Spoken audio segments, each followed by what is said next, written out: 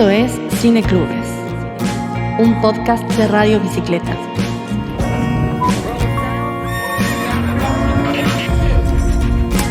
Una ventana al mundo. Una pizarra abierta a nuevas miradas. Un espacio para pensar el cine y el devenir de las imágenes. Esto es Cineclubes, una experiencia sonora que nos conecta con la cinefilia.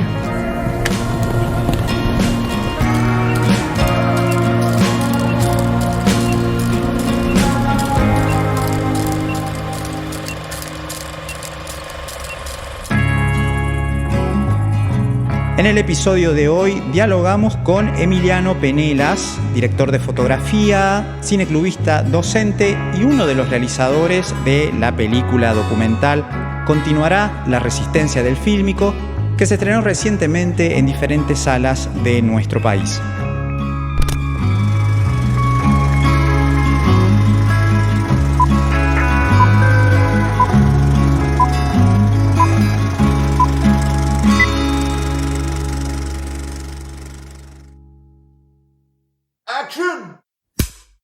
¿Cómo les va? Bienvenidos y bienvenidas a un nuevo episodio de Cineclubes para Radio Bicicleta.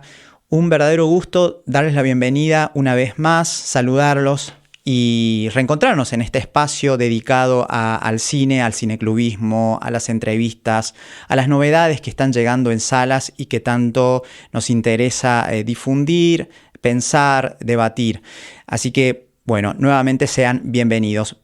Mi nombre es Andrés Linares, no hago solo este podcast, lo hago con mi compañera Jimena Bustos, a quien saludo a la distancia. ¿Cómo va, Jime? ¿Qué tal? Hola Andrés, ¿cómo estás? Bueno, aquí reencontrándonos y qué mejor nos une siempre el hecho de ver buen cine, hablar de cine en esta oportunidad, dándole un homenaje a los dispositivos, ¿no? Que siempre enmarcaron y dieron vida a lo que es tener una experiencia sensorial única como es la de poder ver cine, ¿no? Y de eso vamos a hablar en este programa. Absolutamente. A ese tema le vamos a dedicar este episodio y para ello, lo habíamos anticipado al inicio, estamos en comunicación con un invitado. Nos referimos a Emiliano Penelas. Él es director de fotografía, cineclubista, docente y uno de los realizadores de la película Continuará. La resistencia del fílmico, un título muy interesante por cierto, y vamos a charlar sobre esta película que acaba de llegar a las salas de nuestro país. Los saludamos, le damos la bienvenida. Emiliano, ¿cómo te va? Andrés y Jimena, te saludamos por acá. Hola, ¿cómo están? Bueno, muchas gracias por invitarme y por hacerme partícipe de un programa que además me interesa mucho por el tema de los cineclubes y, bueno, obviamente del cine, ¿no? No, gracias a vos. Lo primero para preguntarte, vos también viniendo de la dirección de fotografía, ¿no? Puntualmente, que es un rol que tiene tanto contacto con los dispositivos y con lo fílmico históricamente. ¿Cómo fue encarar para vos esta película, haciendo cámara también, por supuesto? ¿Cómo fue? ¿Cómo fue encontrarte con esta idea de poder narrar algo y poniendo tu voz, ¿no? También tu imagen, tu voz, narrar algo tan importante como para quien sepa de cine y para quien no sepa de cine, la verdad, porque el que no sabe de cine ve la película y se puede enterar de tantísimas cosas, así que es muy informativa también. ¿Cómo fue hacer ese recorrido, ¿no? Yendo también por París y por los lugares que involucran tanto el cine en su historia? Esa fue la parte que no estaba prevista, la que yo esté delante de cámara. Eso, digamos, te puedo contar cómo fue el proceso, pero bueno, básicamente con Fermín Rivera, que es el codirector. Los dos trabajamos juntos, nos conocemos hace más de 20 años y trabajamos juntos, no sé, en 7, 8 largometrajes y en todos incluimos material fílmico. En todos filmamos en 16 milímetros, en Super 8, como una cuestión, primero, de principios y segundo, como una cuestión plástica, como una cuestión expresiva, como algo también de mostrar el dispositivo. En algunas de las películas que filmamos, además mostramos los dispositivos con los que estamos filmando, con los que reproducimos los proyectores, como algo también plástico que se mete dentro de la trama.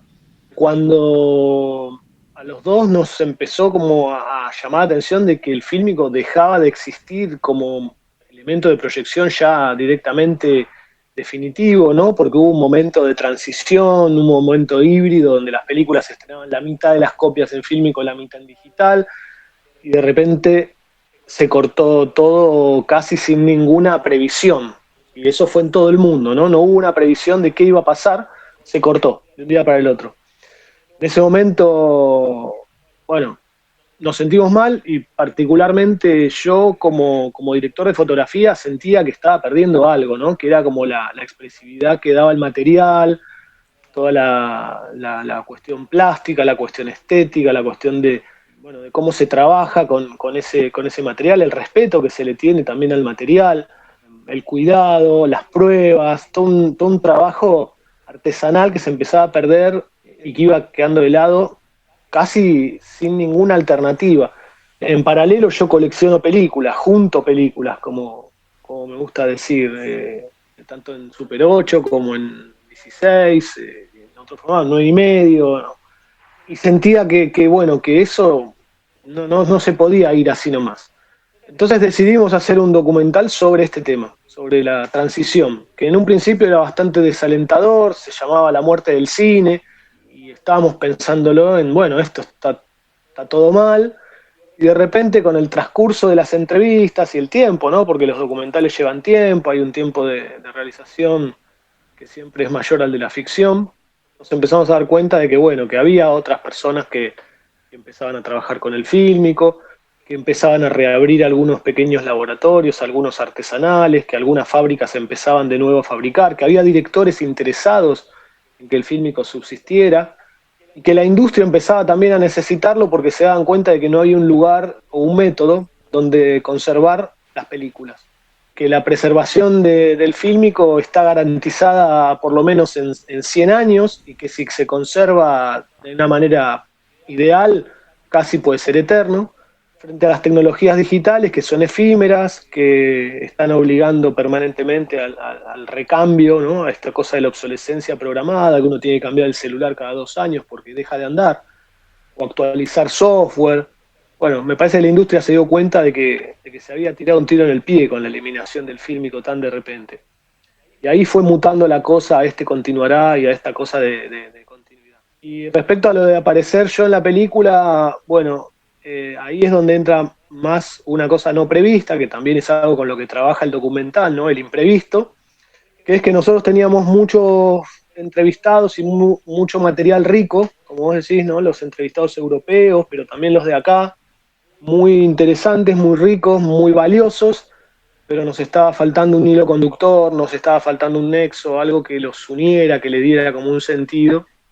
Y en un momento, cuando ya la estructura no parecía aparecer y nos estábamos casi peleando con ella y con el armado del guión, Fermín me dice, mira, tengo la respuesta, tenés que estar vos. Tenés que ponerte delante de cámara, porque vos sos cineclubista, sos coleccionista, tenés relación con la mayoría de ellos, tenés que ser el hilo conductor y narrar un poco esto que está pasando. Y así fue que lo pensé un par de días y termino apareciendo del otro lado de cámara. Casi sin quererlo, pero ahí estoy. Emiliano, te escuchaba y pensaba también en cómo arranca la película, ¿no? En donde ya podemos asistir a una suerte de homenaje, aparece el Sherlock Holmes del gran Buster Keaton, ¿no? Y esta cosa de vivir la película como hace el personaje de Keaton en ese film, el cine como experiencia viva y acá el cine como experiencia material, ¿no? En todos los sentidos. Y la materialidad está en el fílmico propiamente, el insumo para que el cine cobre vida, pero también el montaje en la primera parte de la película nos lleva a un recorrido por los espacios, por las salas, por la arquitectura, cómo se fue transformando. Es muy interesante ver eso, qué pasó con los cines de no hace mucho tiempo, ¿no? Y cómo se fueron transformando esos lugares en centros comerciales, en iglesias. Esto en la ciudad de Buenos Aires propiamente se nota mucho. Sí, creo que también es un fenómeno que pasó en todo el mundo, ¿no? Porque si bien no lo mostramos en otros lados, porque la película la filmamos en gran parte de acá, nosotros vivimos acá y la calle Lavalle era la eminencia de la calle de los cines porteños, pero es un fenómeno que se dio en todo el mundo, ¿no? Esta cosa de que los cines fueron desapareciendo o corriéndose de los barrios o en este caso del centro de las ciudades para ir a pasar a los centros comerciales, que en muchos casos los cines originales, los edificios fueron transformados en iglesias o en centros comerciales o en otros usos, y bueno, y en definitiva era también parte del dolor, ¿no? De ver que de repente donde había una pantalla ahora hay un estacionamiento o hay otra cosa. En algunos, por ejemplo, en algunos de estos de la Valle, que yo iba de chico, no me gusta entrar, no me gusta entrar, qué sé yo. Acá tenemos, no sé, por ejemplo, la librería, una librería famosa sobre la calle Santa Fe, la librería del Ateneo, que era el cine Grand Splendid, y yo recuerdo la última película que vi en ese cine. Y dentro de todo, digamos que arquitectónicamente la sostuvieron y tal, es una librería, no es más un cine, pero bueno, uno podría llegar a entrar. Pero hay otros lugares que me duele muchísimo, me niego a entrar. Cuando voy a algunos de los de la Valle, que son un centro comercial, resulta chocante entrar. Y bueno, no sé, digo, en eso también sí, nos metimos como con eso, y la película también tiene al principio fragmentos de películas donde la gente entra a las salas, ¿no? Esto que vos mencionás de Buster Keaton o de Siga Bertov con el cameraman, o bueno, momentos que también filmamos nosotros, ¿no? De filmaciones de cineclubes y de gente entrando a la sala. Yo programaba en la Asociación Cristiana de Jóvenes, por ejemplo, que tiene una sala hermosa, una sala de cine con butacas y todo. Digo tenía porque estuvo el edificio clausurado durante 1 año y pico y el gobierno de la ciudad se los hizo remodelar y lamentablemente la destrozaron. Pero bueno, digo, hay una cosa ahí de que también tratamos de decir que el cine fue hecho para verse de esa manera, fue hecho para verse con gente. Yo creo que cuando vos ves una película de Chaplin, de Keaton, de quien sea, y el de al lado se ríe, vos te reís más, y que hay algo ahí de la comunión cinematográfica, ¿no? También la película empieza con los hermanos Lumière, con la llegada del tren y unas analogías con varios trenes, y bueno, y aunque ellos no lo veían como el espectáculo que después sí vio Méliès, siempre decimos, bueno, como al principio del cine estaba la lucha entre el patentamiento o el descubrimiento por parte de los Lumière o de Edison, que Edison había inventado un sistema que se veía de forma individual, ¿no? A través de unas especies de binoculares donde uno ponía una moneda y veía solo. Y los Lumière inventaron el proyector para ver con mucha gente. Y quizás 120, casi 130 años después, estaría ganando Edison, ¿no? Porque nos volvimos como adictos a ver películas solos, incluso en celulares hoy, ¿no? Pero bueno, en una pantalla o en una tele, bueno, y nosotros revalorizamos o creemos que las películas se tienen que compartir y tienen que verse con gente. Por eso también a mí me parecen muy importantes los cineclubes. Bueno, justamente al comienzo de la película, Emiliano se habla de una dedicatoria que Eliseo Subiel en un guión te puso soñador, astronauta, y sí, parte de soñar con algo lindo y realmente, y saber, ustedes se fueron dando cuenta haciendo la película de que no era tan negativo, que el cine no muere, porque con todas las entrevistas iban dándose cuenta que esto del ritual también pasa a ser mágico, incluyendo el proyector como protagonista también, ¿no? Que lo mencionan en la película y es algo que vivencialmente cuando vamos a una sala que se proyecta en fílmico es un plus y lo sentimos así y los oyentes también lo sienten así cuando participan. Hoy son eventos puntuales porque no son masivos, pero cada vez hay más y más conciencia de eso y se disfruta, ¿no? Ni que hablar del protagonismo de los cineclubes para fomentar esto también. Bueno, ahí, claro, hay varios de los protagonistas que van mencionando esto, ¿no? O sea, Andrés de Negri, por ejemplo, dice que está faltando algo en la sala cuando ves una peli en digital, que antes no te dabas cuenta que estaba, pero ahora que no está, lo valorás. O Daniel Vicino, que habla del arrullo del proyector, ¿no? El ruidito que hacía el proyector. Y sí es cierto que cuando yo proyecto una peli en 16, o en Super 8, lo que sea, la gente se saca fotos con el proyector, viene y me dice, ¿me puedo sacar una foto con el proyector? Claro. O cuando cambio el rollo en la mitad de la película y tengo que hacer un cambio de rollo, bueno, me doy cuenta que se dan vuelta todos para ver, no sé, cómo lo hago, siento la presión de las miradas, a ver si me sale. Pero bueno, hay algo ahí que le agrega efectivamente un plus a la película, que es el proyector, que es algo ajeno, digamos, a la película en sí, pero forma parte de la experiencia, cinematográfica, y forma parte de que esa salida al cine o esa visita al cine con otra gente, bueno, sea valorada también desde ese punto, ¿no? Que nos hace ver la película y compartir una experiencia cinematográfica junto con otros espectadores. Y Daniel Vicchino arregla cámaras, proyectores, y hablaba en la película de que lo digital está en la nube y un día, ¡pum!, se borra todo, ya está, no tenemos nada, no tenemos acceso a nada. ¿Y qué pasaría si nos ponemos a pensar, no? ¿Y qué pasaría también con el oficio, no? De, por ejemplo, de arreglar cámaras, proyectores, porque es un trabajo muy minucioso, de oficio, que no se tiene que perder, ¿no? Bueno, tanto Daniel como Claudio Arditi, que son los dos técnicos de proyectores que aparecen, son como dos indispensables, ¿no? Y todos los que estamos en esto, o todos los que estamos alrededor de los proyectores y las películas y todo, los tenemos casi como semidioses. Daniel, en el caso de los proyectores portátiles, llamémosle de alguna manera, y Claudio en los proyectores de salas. Y sí, y para nosotros son absolutamente valiosos y forman parte de eso que vos decís, ¿no? El oficio, que bueno, que también habrá que pelear para que se conserve. Yo, creo que en la medida en que haya más gente interesada en sostener esto y en manejarlo, tendrán que aparecer otros. En el caso particular de Daniel, sé que está tapado de trabajo porque cada vez más gente tiene un proyector o descubre un proyector que tenía el abuelo en algún armario y quiere hacerlo revivir, consigue alguna película o encuentra alguna película familiar, ¿no? No importa, digo, también el cine es memoria en eso, ¿no?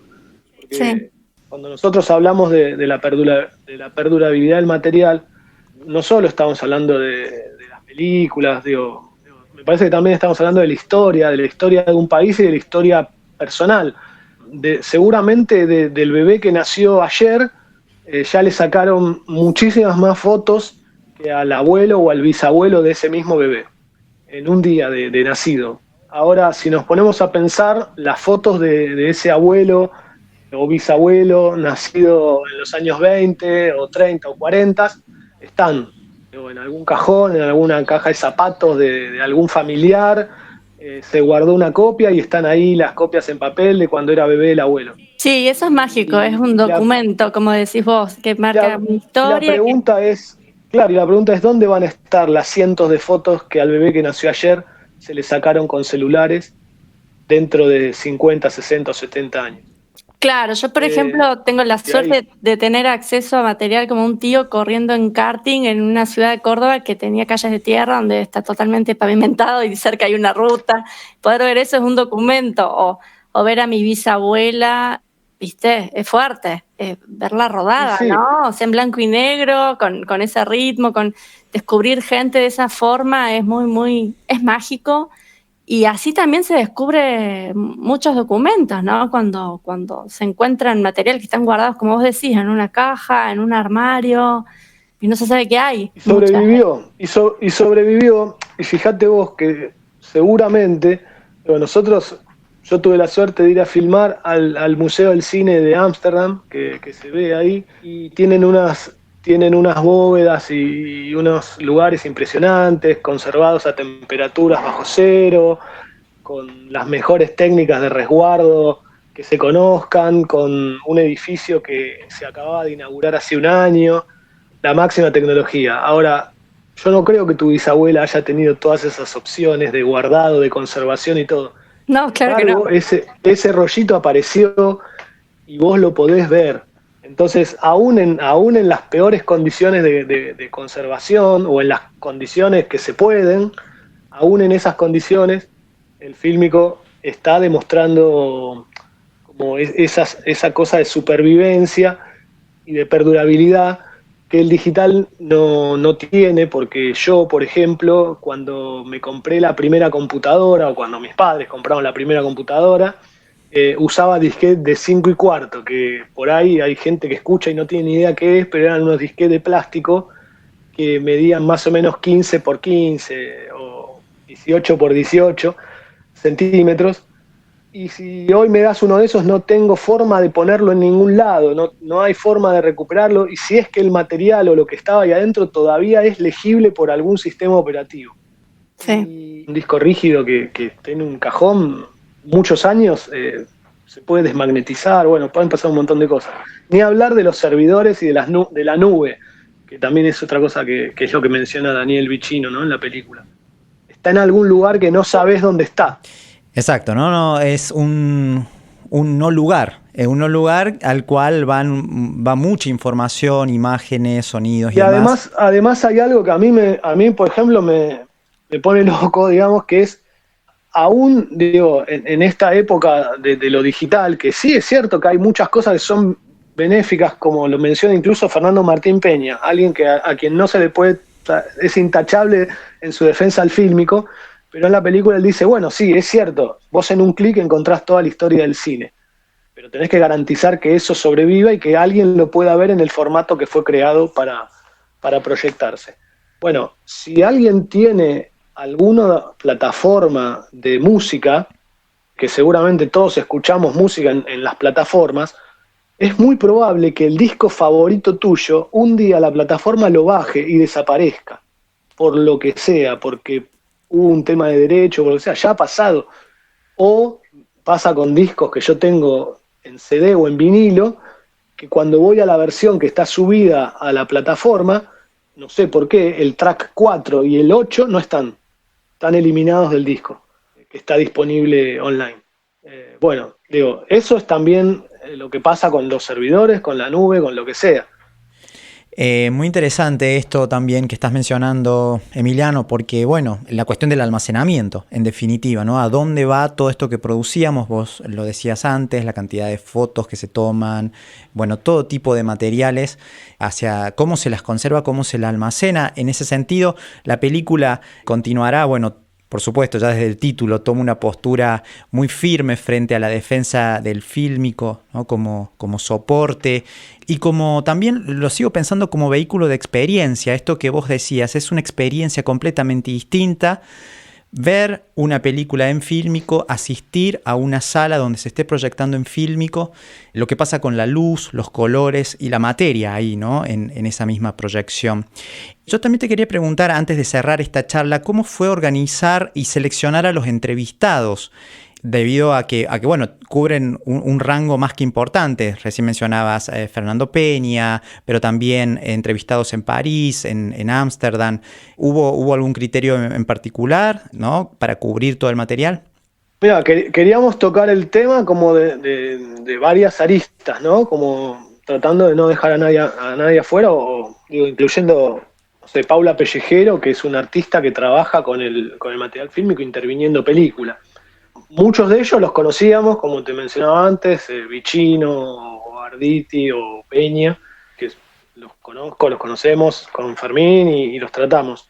Otros fueron apareciendo en el camino. Los europeos fue casi una especie, una casualidad que tiene que ver también con el fílmico. Yo en la película lo menciono, yo había comprado un cortometraje de Chaplin en 16 milímetros y cuando lo proyecto, junto con ese cortometraje venía, sin que lo mencionara ni nada, pero venía pegado un corto de Max Linder, uno de los primeros cómicos del cine mudo. Incluso Chaplin lo aduló en su momento como su maestro. Y yo subí unas fotitos a redes, como hacemos todos, de esa proyección que hice en un cineclub. Y al otro día o al poco tiempo me escribe Catherine Cormon, que es una de las responsables de la colección del Museo de Ámsterdam, para preguntarme de dónde había obtenido esa copia, porque ella estaba trabajando en una biografía sobre Max Linder y no había registros de que esa película existiera en ninguna parte del mundo. El último registro lo tenían del año 80-81 en Uruguay. Bueno, a partir de ahí se surgen una serie de intercambios, Y por ejemplo, para hablar también de esta cosa que otro entrevistado lo menciona, como el carácter que tiene la película de registro y de continuidad, en el sentido de que uno puede investigar cuál es la procedencia, ella me pide una serie de datos que figuran al costado de cada fotograma. Y con eso se puede obtener, por ejemplo, en qué laboratorio fue procesada la película, de qué año es esa emulsión, entre qué año y qué año pudo haber sido fabricada. Bueno, una serie de datos así. Y dio la casualidad de que yo estaba por viajar a Ámsterdam en unos 4 o 5 meses y le dije, mira, yo estoy en medio de esta película y me encantaría, ya que te escribiste, me encantaría conocer el museo y entrevistarte. Y bueno, y ella me dijo que era un poco tímida, que ella no quería salir o que me hacía una visita por el museo, pero la entrevista me la iba a dar el director del museo. Cosa que, bueno, terminaba siendo todavía a los fines del testimonio mejor, que es Frank Roman. Y a su vez ella me contactó con Serge Bromberg, que es el restaurador, por ejemplo, del Viaje a la Luna de Méliès, la versión en colores, que fue película de apertura del Festival de Cannes, que está en París y que es un personaje entrañable también. Y bueno, y así se fueron conectando con esa red de conexiones. Yo a Bromberg lo conocía de nombre y lo conocía porque tenía la copia de esa película en DVD que me fascinaba, ¿no? El Viaje a la Luna en colores, con la musicalización moderna que le habían hecho, que en su momento había sido polémica, pero bueno, lo conocía de ahí, pero no personalmente, para mí era inalcanzable. Lo mismo que con la directora de la Cinemateca Francesa, claro, que filmamos, pero no la pudimos entrevistar. Sí, creo que fue en el Festival de Cannes del 2011 cuando pasó eso, Méliès, que fue como todo un evento. Sí, puede ser 2011, 2010, por ahí andaba. Por ahí, una cosa así. sí. Que era una copia que se encontró en la Cinemateca Catalana. Bueno, Méliès, que había quemado parte de sus copias, la mayoría de ellas, coloreaba las películas a mano, y esta se encontró justo, y es como el santo grial del cine, ¿no? Como la versión coloreada del Viaje a la Luna, una película. Sí, porque incluso me acuerdo que fue en el 2011 porque le iban a proyectar en la playa también. O sea, había funciones al aire libre en la playa. Fue muy mágico eso. Me imagino. Me acuerdo porque la tengo y porque la paso todos los años. Se la paso a los alumnos todos los años, que tiene la música de Air, el grupo francés, sí, techno pop, que en su momento era como, uy, qué raro la música que le pusieron. Claro. Me gusta, me parece que está muy bien. Bien, Emiliano, te agradecemos el tiempo y estaremos acompañando el recorrido de la película. Ojalá pronto también se pueda ver aquí en alguna sala de nuestra ciudad, de nuestra provincia. Tenemos muchas ganas de que se vea en Córdoba la película. Sí. Primero por lo que significa Córdoba para el cineclubismo, la provincia, que es una provincia absolutamente cineclubística. Y después, bueno, porque nos encanta la ciudad de Córdoba y la provincia en sí, así que tenemos muchas ganas de que se pueda ver ahí. Por el momento no tenemos una fecha confirmada, pero seguramente lo estaremos consiguiendo de acá a unos meses. Perfecto, así será seguramente y lo acompañaremos desde este espacio. Nuevamente agradecidos, Emiliano. Bueno, muchísimas gracias por el espacio y gracias por la nota.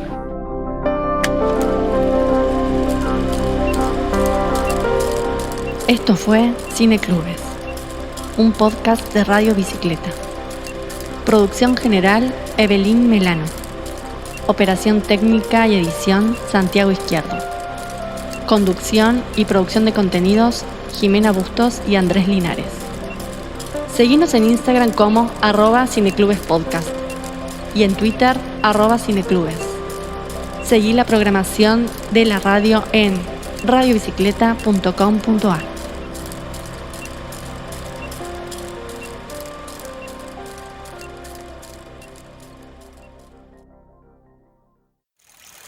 Este podcast que acabas de escuchar es un contenido original y exclusivo de Radio Bicicleta.